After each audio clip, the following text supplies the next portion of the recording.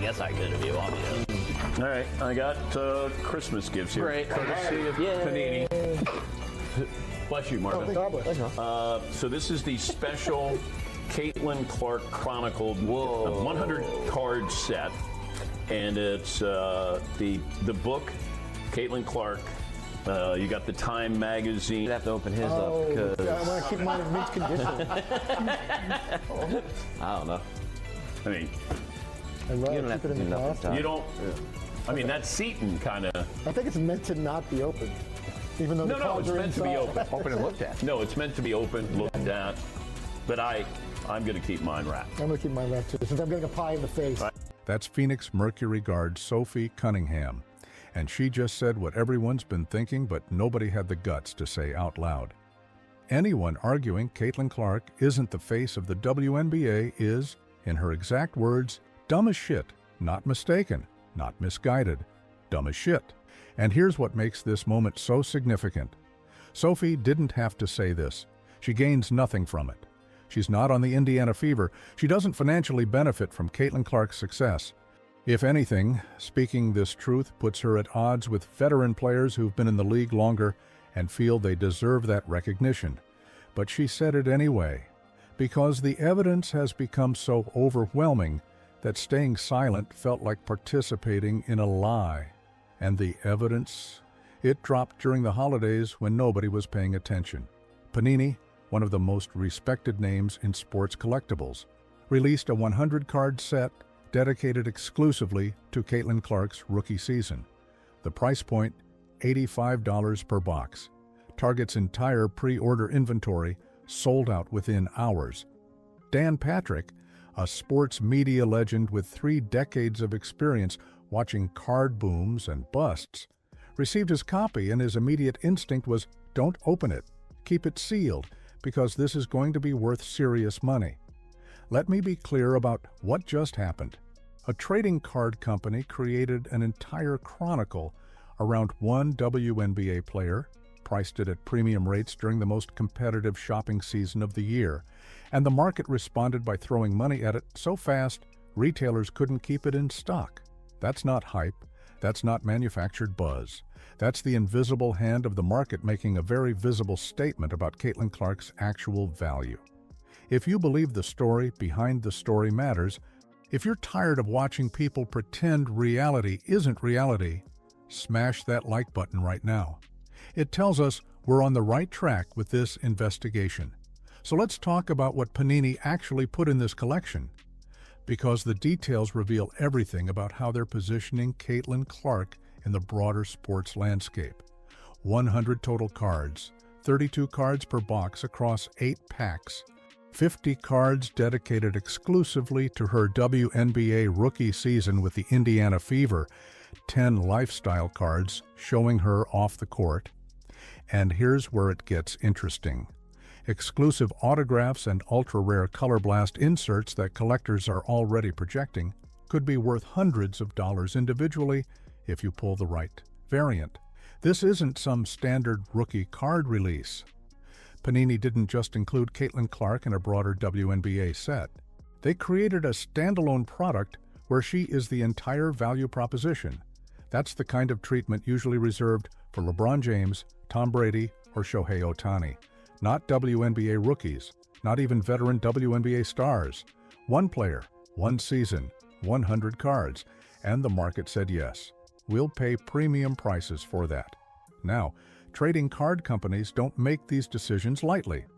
Panini has decades of data on what works and what doesn't in the collectibles market. They know which athletes have crossover appeal beyond their sports core fan base.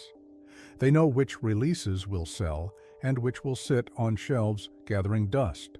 The fact that they created this product, released it during the holidays when competition for consumer dollars is at its peak, and still sold out tells you everything about Caitlin Clark's marketability. But let's go deeper, because many of you have been connecting these dots for weeks. This Panini release isn't happening in a vacuum.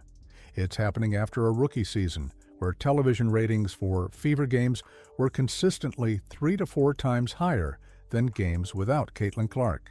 It's happening after the WNBA's most watched game in 23 years, which was her debut. It's happening after merchandise sales spiked specifically around her jersey and related products. It's happening after social media engagement for the entire league increased dramatically during her presence. This Doug Gottlieb's the one that said that she needs to. It's not change. great. It's not great. That is an awesome form right there. That's right. It's not great. It's awesome. Yeah. Two fingers down. Yeah. When Got to put it in. when Doug said that her form Not great. needs to change her shot. It's never going to work at the next level. All I know is that Is Sophie Cunningham speaking on Caitlin Clark. Let's roll it. And it literally like pisses me off when people are like, she's not the face of the league. Who would be? What? Sabrina? No. No, there's really good, well-known people in our league. I'm not discrediting them. Like, we have a lot of badasses in our league. Yeah. Like, hell yeah to that. I'm all for that. But when people try to argue that she's not the face of our league, or if our league would be where we're at without her, you're dumb as shit. And that's Dan Patrick, someone who's seen every sports marketing trend of the last 3 decades, immediately recognizing that this sealed product has investment-grade value. He's not speculating, he's not guessing. He's applying pattern recognition from watching card values appreciate over his entire career. When someone with that much experience tells you to keep something sealed because it's going to appreciate, you listen. Here's what makes his advice particularly significant. Dan Patrick was there for the junk wax era of the late 1980s, when card companies overproduced baseball cards and destroyed the collectibles market. He watched values crater. He saw collectors lose money. He knows the difference between artificial scarcity and genuine demand. And his immediate reaction to the Caitlin Clark collection is, this is real. This has staying power. This is going to be worth more in the future. That assessment isn't about Caitlin Clark being popular right now. It's about understanding that her cultural impact has permanence. These cards aren't going to be worthless in 5 years. If anything, they're going to be more valuable, because we're watching the documentation of the moment someone fundamentally changed women's basketball. And collectors know that documented historical moments are what drive long-term value in this market. Think about the most valuable sports cards in existence. The 1952 Mickey Mantle, the 1986 Michael Jordan rookie, the 2000 Tom Brady rookie. These cards are worth 6 or 7 figures, not because those players were good, but because they represent the beginning of something that changed their sport forever. That's the territory Panini is positioning Caitlin Clark in. Not as a flash-in-the-pan rookie who had a good season, as someone whose rookie cards will be historically significant. The specific variants they're including reinforce this positioning: green halo parallels, laser parallels, color blast inserts. These are premium card variants that serious collectors chase. Panini isn't treating this release like a novelty product for casual fans. They're creating cards that will trade in the high-end collecting market alongside the most valuable cards in sports. That means they believe Caitlin Clark's cards will be sitting on auction sites next to LeBron rookies and Patrick Mahomes autographs, commanding comparable prices. And the autograph cards are particularly revealing because Panini has to negotiate directly with athletes for autograph rights. They have to pay for those signatures. They don't do that unless they're confident the autographed cards will sell for enough to justify the cost. The fact that autographs are included means Panini believes Caitlin Clark's signature has substantial monetary value, not just now, but years from now when these cards are changing hands on the secondary market. Let's filter out the noise and focus on what Sophie Cunningham actually said, because her perspective carries weight that most commentary doesn't. She's not a rookie. She's not someone who just got to the league and is starstruck by Caitlin Clark. Sophie has been in the WNBA since 2019. She's played with and against some of the greatest players in league history. She's seen what elite talent looks like at the highest level. Notice what she does in that moment. She immediately anticipates the pushback. She knows people are going to say, "What about Sabrina Ionescu? What about Aja Wilson? What about Breanna Stewart?" So she cuts that argument off before it starts. She's not discrediting those players. She explicitly acknowledges they're talented, that the league has badasses, that she's all for celebrating great players, but then she makes a crucial distinction. Being a great player and being the face of the league are not the same thing. The face of the league isn't determined by who has the best statistics or who wins MVP. It's determined by who moves the needle, who brings in new fans, who gets mainstream media attention, who makes casual sports fans actually care about the WNBA. And by every measurable metric, that's Caitlin Clark. It's not even close. Sophie isn't speaking from inexperience or naivete. She's been in professional basketball long enough to understand what moves the needle in sports. She knows the difference between being respected within the league and being recognized outside the league. And she's making a clear statement. Caitlin Clark has achieved something no other current WNBA player has achieved, which is mainstream cultural penetration at a level that changes the entire league's trajectory. And notice, she doesn't hedge. She doesn't say Caitlin Clark is one of the faces of the league or an important face. She says the face, singular. That's deliberate language, because when you're the face of a league, you're the person who represents that league to the world. You're who casual fans think of first. You're who media calls when they want a comment. You're who corporate partners want for endorsements. You're who other leagues look at with envy. Caitlin Clark is all of those things for the WNBA right now. And Sophie is saying, if you can't see that, if you're still arguing about it, if you're trying to make this a debate, then you're either being deliberately obtuse or you're letting personal bias cloud your judgment. Either way, you're wrong. And she's not interested in pretending otherwise to protect people's feelings. Here's what makes this moment even more powerful. Sophie Cunningham has no incentive to lie about this. Actually, she has every incentive not to say it. Admitting Caitlin Clark is the face of the league potentially puts her at odds with veteran players who've been grinding in the WNBA for years, who've built the foundation, who feel like they deserve more recognition. But she said it anyway, because watching people argue against obvious reality had become too frustrating to ignore. Drop your honest thoughts in the comments right now. Do you agree with Sophie that anyone denying Caitlin Clark's impact is ignoring reality? Or do you think the face of the league conversation is more complicated than one player? We want to hear your perspective on this because this debate is about more than just basketball. It's about how we value athletes and what we're willing to acknowledge. Let's connect the dots between the Panini release and Sophie's comments, because together they paint a complete picture. The market is speaking through trading card sales. The media is speaking through television ratings. Corporate partners are speaking through endorsement deals.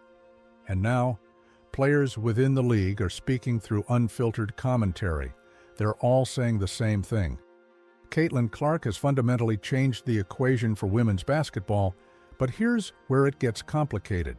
Because while the evidence is overwhelming, acknowledging it requires some people to admit uncomfortable truths. It requires admitting that one player, in one season, generated more mainstream attention than the previous decade of WNBA marketing combined. It requires admitting that talent alone doesn't guarantee cultural impact. It requires admitting that the narratives people have been telling themselves about the league's trajectory might have been incomplete. Reading between the lines of Sophie's frustration, you can hear years of watching this play out. She's seen talented players get minimal media coverage. She's seen incredible games go unwatched. She's seen the WNBA struggle for mainstream recognition despite having elite athletes. And then Caitlin Clark shows up, and suddenly everything shifts. Ratings explode, merchandise flies off shelves. Mainstream sports media actually covers the WNBA consistently. Corporate partners start throwing serious money around. That's not an accident. That's not coincidence. That's one player having a cultural impact that transcends basketball skill. And for Sophie to watch people argue against that reality, to watch them try to diminish it or spread credit around to avoid uncomfortable conversations.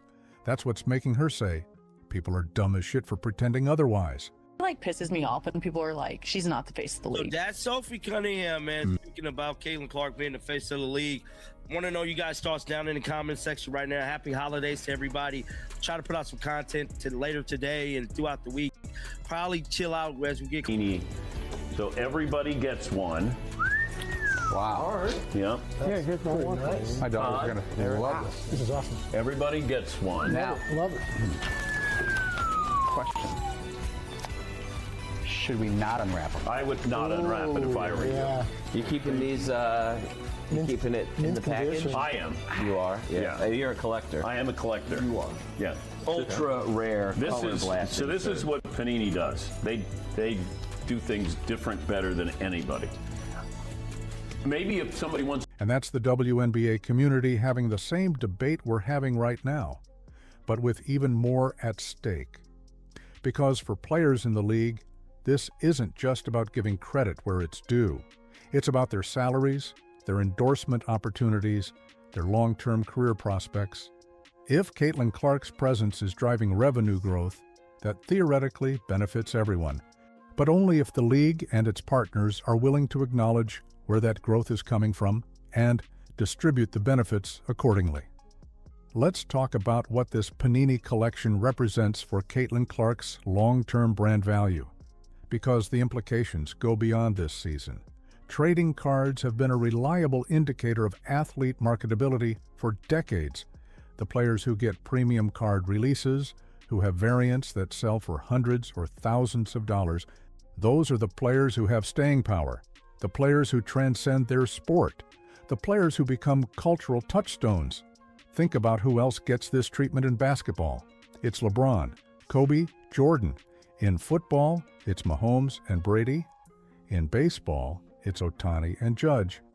These are athletes who have become bigger than their sport. They're household names.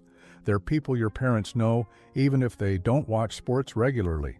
Caitlin Clark is entering that territory, and Panini recognizing it with this release is validation from an industry that's very good at predicting long-term value. The market doesn't lie about these things. Collectors aren't sentimental. They're not buying cards because they want to be supportive or politically correct. They're buying cards they believe will appreciate in value. The fact that this collection sold out at $85 per box means collectors believe these cards will be worth more in the future. That's a market prediction about Caitlin Clark's trajectory, and it's remarkably bullish. We're getting into territory where the evidence becomes undeniable, but some context is important. The WNBA has tried for years to create breakout stars through marketing campaigns and media pushes. They've highlighted incredible players with amazing skills and compelling stories. Aja Wilson's dominance, Brianna Stewart's championship pedigree, Sabrina Ionescu's skill and marketability. But none of that created the sustained mainstream attention that Caitlin Clark generated just by playing basketball. That's not a criticism of those players. They're phenomenal. But it highlights something important about cultural impact. You can't manufacture it. You can't force it through marketing spend. It either happens organically or it doesn't. And when it does happen, when lightning strikes and someone captures mainstream attention at this level, you have to recognize it for what it is. Sophie Cunningham recognizes it. Dan Patrick recognizes it. Panini recognizes it. Target's customers recognized it by selling out the product within hours. The only people who seem to be having trouble recognizing it are the ones with a vested interest in maintaining previous narratives about the league's ecosystem. And here's the thing.